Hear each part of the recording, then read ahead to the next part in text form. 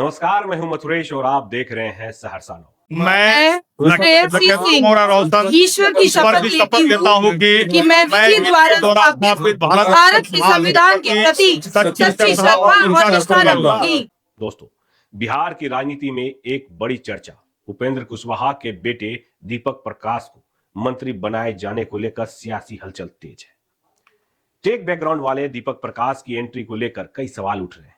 क्या ये नई राजनीति का चेहरा है या फिर वंशवाद की नई मिसाल? हमारी इस खास रिपोर्ट में देखिए आखिर कौन है दीपक प्रकाश।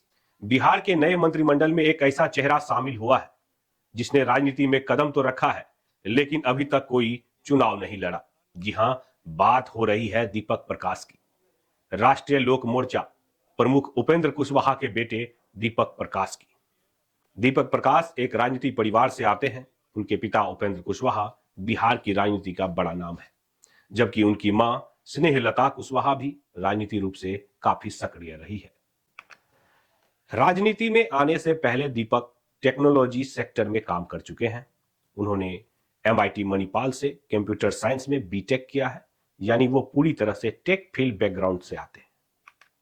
20 नवंबर 2025 को नीतीश कुमार की 10वीं सरकार के शपथ ग्रहण समारोह में उन्होंने मंत्री पद की शपथ ली।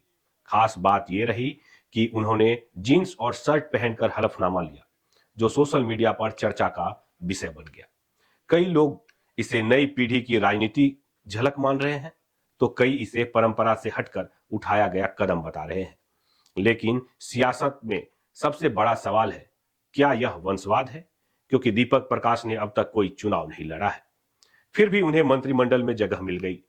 RLM ने महागठबंधन में अपनी हिस्सेदारी के तहत यह मंत्री पद सुरक्षित किया है और यह पद उपेंद्र कुशवाहा की राजनीति ताकत का संकेत माना जाता है। संवैधानिक रूप से मंत्री पद पर बने रहने के लिए दीपक प्रकाश को 6 महीने के भीतर किसी एक सदन यानी विधानसभा या विधान परिषद का सदस्य बनना होगा, नहीं तो मंत्री पद छीन सकता है। वहीं विशेषज्ञों की माने तो उनका कहना है उनकी एंट्री में कुशवाहा समाज और OBC वोट बैंक में RLM और कुशवाहा परिवार की पैठ और मजबूती होगी। लेकिन आलोचक कहते हैं यह पूरी तरह लोकतांत्रिक प्रक्रिया नहीं दिखती। अब देखना दिलचस्प होगा कि आने वाले 6 महीने में दीपक प्रकाश किस सदन से चुनाव लड़कर सदस्य बनते हैं और राजनीति में उनका प्रदर्शन कैसा रहता है। नई पीढ़ी की एंट्री हो या वंशवाद की कहानी, फैसला जनता करेगी। तो ये थी हमारी खास रिपोर्ट बिहार की राजनीति से उभरते हुए एक नए चेहरे दीपक प्रकाश पर। ऐसे ही तमाम खबरों के लिए सहरसा नाउ से जुड़े रहिए। अगर आप YouTube के माध्यम से देख रहे हैं तो इन्हें सब्सक्राइब करें। अगर आप Facebook के माध्यम से देख रहे हैं तो फॉलो करना ना भूलें। धन्यवाद।